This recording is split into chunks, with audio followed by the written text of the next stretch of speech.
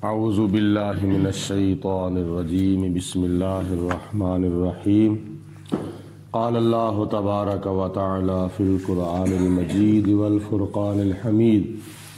سورۃ بنی اسرائیل کی آیت نمبر 56 ہے۔ اللہ پاک نے ارشاد فرمایا، قل، اے میرے پیارے رسول علیہ السلام، آپ ان مکے کے کافروں کو میرا پیغام پہنچا دیں۔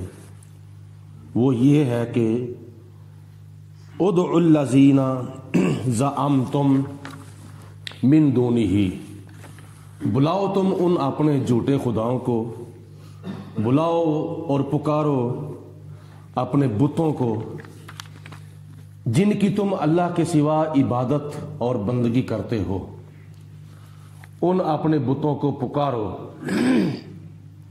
تو جب انہوں نے اپنے بتوں کو، اپنے جھوٹے خداؤں کو پکارا، بلایا، یا لات، یا عزا، یا منات، یا حبل، جب انہوں نے پکارا تو نہ کوئی جواب آیا، نہ کوئی انہوں نے بات سنی۔ جب یہ نتیجہ نکلا تو پھر اللہ پاک نے ارشاد فرمایا، میرے محبوب ان کو فرما دو، فلا یملکون کاشف الضر عنکم، ان کے پاس اتنا بھی اختیار نہیں ہے کہ تمہارے اوپر آئی ہوئی مصیبت کو ٹال دیں۔ تو ان کی تم عبادت کرتے ہو، وہ تو تمہارے اوپر آئی ہوئی مصیبت کو ٹال نہیں سکتے، دور نہیں کر سکتے۔ ولا تحویلا، اور نہ ہی تمہارے اوپر آئی ہوئی مصیبت کو منتقل کر سکتے ہیں، کسی اور پر بھی نہیں ڈال سکتے۔ تمہاری مصیبت تمہارے اوپر سے اتار کے کسی اور پر بھی وہ ڈال نہیں سکتے۔ ہمارا رب ہے، وہ ہمارے اوپر آئی ہوئی مصیبت کو ٹال بھی دیتا ہے، اور خدا تعالیٰ اگر چاہے تو ایک کے اوپر آئی ہوئی مصیبت کو پھیر کر دوسرے کی طرف بھی پھیر دیتا ہے۔ اس کی وجہ یہ ہے کہ اگر کوئی بندہ بیمار ہوا ہے تو اس کی بیماری کا مذاق نہیں اڑانا چاہیے، اس کو تانے نہیں دینے چاہیے، ان کو طنز نہیں کرنی چاہیے۔ دیکھیں نا، فلاں کام تو نے کیا ہے تو تمہیں یہ نتیجہ مل گیا ہے، یہ طنز ہے۔ حضور علیہ الصلوۃ والسلام کی حدیث پاک میں آتا ہے کہ اگر کوئی تندرست کسی بیمار کی بیماری کا مذاق اڑاتا ہے تو ممکن ہے کہ اللہ پاک اس سے وہ بیماری پھیر کر تیری طرف نہ بھیج دے۔ تو اس لیے اس بیمار کے لیے دعا کرنی چاہیے، اللہ پاک اس بیمار کو شفا عطا فرمائے، اور شریکوں کے ساتھ شریکہ رکھتے ہوئے یہ طنز نہیں کرنی چاہیے، تانا نہیں دینا چاہیے۔ آگے اللہ تعالیٰ ارشاد فرماتا ہے، اولئک الذین یدعون یبتغون الی ربہم الوسیلۃ ایہم اقرب۔ یہ اللہ تعالیٰ کے جو نیک بندے ہیں، یہ وہ ہے کہ جو اپنے رب کی طرف وسیلہ تلاش کرتے ہیں، اور کافر لوگ جو ہیں وہ ان کی بھی پوجا کرتے ہیں، کیونکہ کافر ایک قسم کے نہیں تھے، کافروں کی بڑی قسمیں تھیں۔ کچھ کافر وہ تھے کہ جو رب کو ہی نہیں مانتے تھے، کچھ کافر وہ تھے کہ جو رب کو بھی مانتے تھے اور بتوں کی بھی پوجا کرتے تھے، یہ شرک ہے۔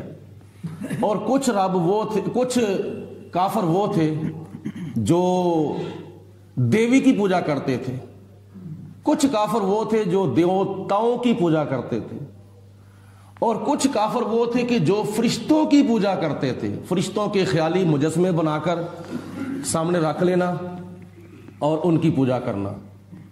اور کچھ کافر وہ بھی تھے کہ جو حضرت عیسیٰ علیہ السلام کی پوجا کرتے تھے، جیسے عیسائی ہیں، عیسائی حضرت عیسیٰ علیہ السلام کو خدا کا بیٹا بھی مانتے ہیں اور عیسیٰ علیہ السلام کی عبادت بھی کرتے ہیں۔ اور کچھ وہ کافر تھے کہ جو حضرت عزیر علیہ السلام جو اللہ کے نبی تھے ان کی پوجا کرتے تھے، جیسے یہودیوں میں کچھ یہودی ایسے تھے کہ جو حضرت عزیر علیہ السلام کو خدا کا بیٹا بھی کہتے تھے اور حضرت عزیر علیہ السلام کی پوجا بھی کرتے تھے۔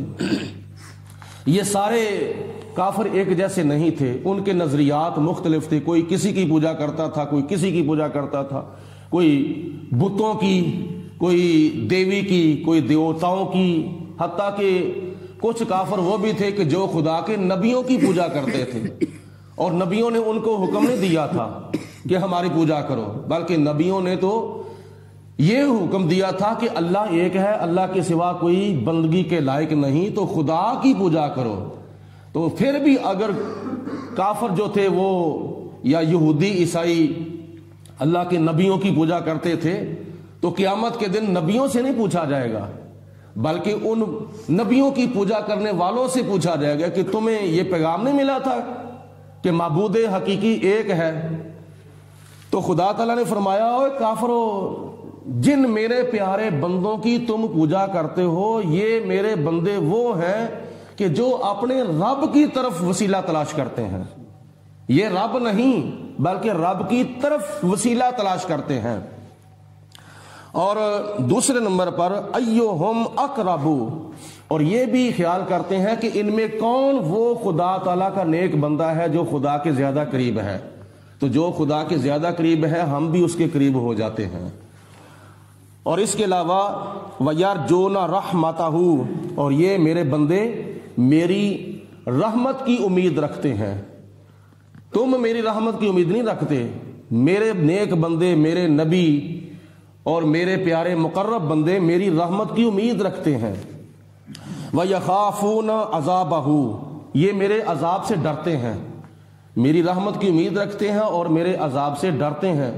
تم نہ میری رحمت کی امید رکھتے ہو اور نہ میرے عذاب سے تم ڈرتے ہو، تو لہٰذا جس طرح بتوں کی پوجا کرنا ناجائز ہے، شرک ہے، کفر ہے، اسی طرح اللہ کے سوا اللہ کے نبیوں کی پوجا کرنا بھی کفر ہے اور شرک ہے۔ تو جب کیا نام ہے یہ میرے نبی جو ہیں، یہ میرے پیارے ہیں، ان کی پوجا کرنا ناجائز ہے، تو بتوں کی پوجا کرنا کس طرح جائز ہو سکتا ہے؟ ہاں، اِنَّ عَذَابَ رَبِّكَ كَانَ مَحْذُورًا، اے میرے حبیب علیہ الصلوۃ والسلام، بے شک آپ کا عذاب، آپ کے رب کا جو عذاب ہے وہ ڈرنے والی چیز ہے، اس سے ڈرنا ہی بہتر ہے، اس سے بچنا ہی چاہیے۔ وَإِن مِّن قَرْيَةٍ إِلَّا نَحْنُ مُهْلِكُوهَا قَبْلَ يَوْمِ الْقِيَامَةِ، اور جتنی بھی بستیاں ہیں ان بستیوں کو ہم قیامت کے دن سے پہلے پہلے ہلاک کر دیں گے۔ اگر ان بستیوں میں رہنے والا کوئی نیک مسلمان، اللہ کا پیارا، خدا کا مقرب، اللہ سے ڈرنے والا، خدا کی رحمت کی امید رکھنے والا، اور اوروں کی بھی اصلاح کرنے والا، اپنی بھی اصلاح کرنے والا، خود بھی نیکی کی طرف لگا ہے، اوروں کو بھی نیکی کا حکم دیتا ہے، برائی سے منع کرتا ہے، تو اللہ فرماتا ہے کہ ایسے لوگوں کی ہم بڑے آرام کے ساتھ، بڑی تسلی کے ساتھ روح قبض کریں گے، اور ان کو پتہ بھی نہیں چلے گا۔ اگر کوئی کافر ہوگا، کوئی بدکار ہوگا، کوئی مشرک ہوگا، کوئی گستاخ ہوگا، کوئی بے ادب ہوگا، تو پھر اس کے اوپر دنیا کا عذاب بھی آ سکتا ہے، اور دنیا کے عذاب سے وہ ہلاک بھی ہو سکتا ہے۔ او معذبوها عذابا شدیدا، یا ہم اس کے اوپر اپنا سخت عذاب بھی بھیجتے ہیں۔ کانا ذالک فی الکتاب مستورا، اور یہ بات اللہ تعالیٰ کی کتاب میں لکھی ہوئی ہے، یعنی لوح محفوظ کے اندر لکھی ہوئی ہے۔ نانا وما منعنا ان نرسل بالآیات الا ان کذب بها الاولون، ہم مکے کے کافروں کے اوپر جو عذاب نہیں بھیجتے تھے، اس کی ایک وجہ یہ بھی تھی کہ نبی کریم علیہ الصلوۃ والسلام نے جب ان کو دعوت اسلام دی تو انہوں نے آگے سے کہا کہ لے آؤ تو نے جون سا عذاب لانا ہے، کہو اپنے رب سے ہمارے اوپر عذاب بھیج دے، ہم نہیں تجھے مانتے، ہم تمہارے قرآن کو نہیں مانتے۔ تو نبی کریم علیہ الصلوۃ والسلام نے اللہ کی بارگاہ میں دعا کی، یا پروردگار عالم، ان کے اوپر عذاب ابھی نہ بھیجنا، ابھی نہ بھیجنا عذاب، کیونکہ حضور علیہ الصلوۃ والسلام امید رکھتے تھے کہ ان میں سے کوئی مسلمان ہو جائے گا، یا ان میں سے نہ کوئی ہوا تو ان کی اولادوں میں سے کوئی مسلمان ہو جائے گا، ان کی اولادوں میں سے کوئی میرا امتی بن جائے گا۔ تو خدا فرماتا ہے کہ ہم اگر عذاب نہیں بھیجتے تو اس کی وجہ یہ بھی ہے کہ تم سے پہلے تمہارے آباء و اجداد یعنی قوم عاد، قوم ہود، قوم لوط، قوم سمود، انہوں نے اللہ تعالیٰ کے نبیوں کے ساتھ بدسلوکیاں کی تھیں، سرکشیاں کی تھیں، تو ہم نے ان کے اوپر عذاب نازل کر دیا۔ تو اللہ تعالیٰ فرماتے ہیں کہ تم بھی اگر ایسا ہو کرو گے تو تمہارے اوپر بھی ایسا عذاب آ سکتا ہے، لیکن تمہاری ڈیمانڈ کے مطابق جو تم معجزہ طلب کرتے ہو وہ معجزہ دکھانے کا کوئی فائدہ نہیں کہ جب تمہارے بڑوں نے، تمہارے پہلوں نے نہیں مانا تو تم کیسے مانو گے؟ تو پہلے جو نہیں مانتے تھے ان کے اوپر عذاب آ جاتا تھا، تم بھی نہ مانو گے، تمہاری ڈیمانڈ کے مطابق اگر تمہیں معجزہ دکھا دیا گیا میرے پیارے حبیب علیہ الصلوۃ والسلام کی طرف سے تو تم نے مان لیا تو ٹھیک ہے، نہ مانا تو تمہارے اوپر بھی عذاب آ سکتا ہے۔ یہ بھی ان کے اوپر عذاب نہ آنے کی وجہ تھی، لیکن نبی پاک علیہ الصلوۃ والسلام نے بھی دعا کی تھی، تو اس لیے اللہ پاک کی ذات بابرکات نے پھر مثال دی کہ وَآتَيْنَا سَمُودًا نَاقَةً مُبْصِرَةً، ہم نے تو قوم سمود کو واضح نشانی کے طور پر اونٹنی عطا فرمائی تھی، جو حضرت صالح علیہ السلام کا معجزہ تھا، اور انہوں نے مطالبہ کیا تھا کہ اگر آپ اللہ کے نبی ہیں تو ہم تو پتھروں کو اور پہاڑوں کو تراش کر بڑے خوبصورت اپنے خدا، اپنے رب بناتے ہیں، تو تم بھی اگر خدا کے نبی ہو تو پھر ہمارے پاس دودھ کی بڑی قلت ہے، تو ہمیں تو دودھ کا کچھ سبب چاہیے، تو آپ کسی پتھر سے اونٹنی نکال کے دکھائیں۔ تو خدا کی بارگاہ میں عرض کی تو رب العالمین کی ذات بابرکات نے فرمایا پیارے صالح ایک پتھر کو حکم دو، وہ پتھر پھٹے گا، اور جب وہ پتھر پھٹا تو اس سے ایک خوبصورت اونٹنی نکلی، اور جو نکلتے ہی گابن تھی۔ تو اللہ پاک کی ذات بابرکات نے اس اونٹنی کے ذریعے پوری بستی کو، پورے علاقے کو دودھ سے سیراب کر دیا۔ تو یہ واضح نشانی تھی ان کے پاس جو خدا تعالیٰ نے ان کو عطا فرمائی تھی، حضرت صالح علیہ السلام کی نبوت کی دلیل تھی۔ فَظَلَمُوا بِهَا، تو انہوں نے اس اونٹنی کے اوپر بھی ظلم کیا، اس کی بھی کوچے کاٹ دی اور اس کو بھی قتل کر دیا۔ وَمَا نُرْسِلُ بِالْآيَاتِ إِلَّا تَخْوِيفًا، اور ہم معجزات اس لیے دکھاتے ہیں تمہیں ڈرانے کے لیے۔ نبیوں سے اگر معجزات تمہیں نظر آتے ہیں تمہاری ڈیمانڈ کے مطابق تو تمہیں ڈرانے کے لیے ہم ایسا کرتے ہیں۔ وَإِذْ قُلْنَا لَكَ، اے میرے حبیب علیہ السلام اس وقت کو یاد کرو جب ہم نے آپ سے فرمایا تھا اِنَّ رَبَّكَ أَحَاطَ بِالنَّاسِ، بے شک آپ کا رب لوگوں کو گھیرے ہوئے ہے۔ اس کا مطلب یہ ہے کہ اللہ تعالیٰ کا علم اور اللہ تعالیٰ کی قدرت لوگوں کو گھیرے ہوئے ہے۔ خدا تعالیٰ کے علم سے اور خدا کی قدرت سے لوگ باہر نہیں جا سکتے، خدا تعالیٰ کی قدرت کے قابو میں ہیں یہ سارے لوگ۔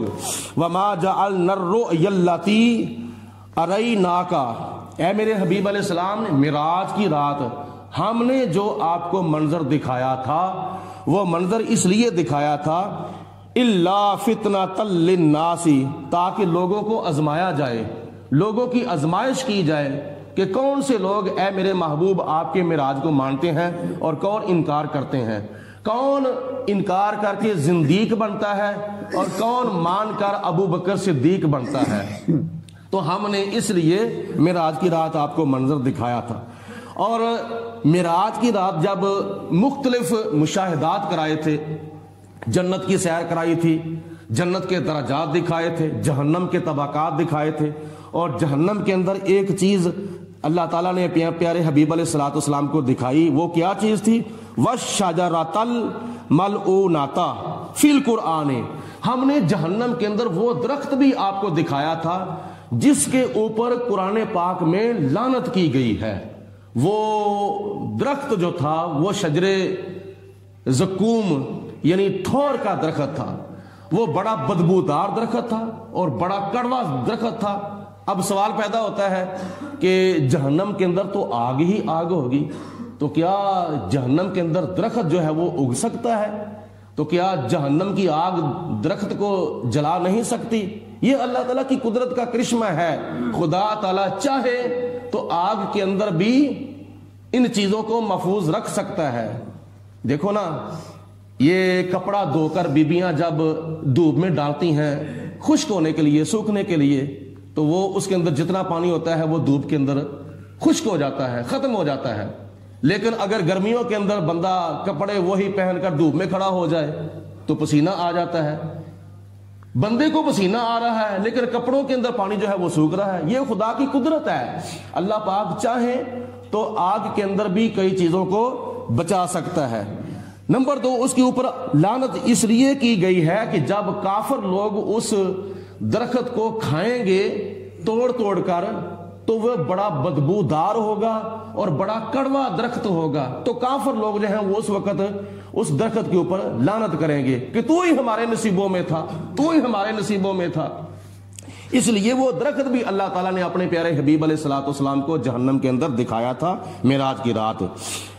وَنُخَوِّفُهُمْ، اور ہم ان کو ڈرا رہے ہیں، ہم ان کو خائف کر رہے ہیں. ڈر جاؤ، ڈر جاؤ، مجھ سے ڈر جاؤ، ورنہ قیامت کے دن تمہارا بہت ہی برا حال ہوگا.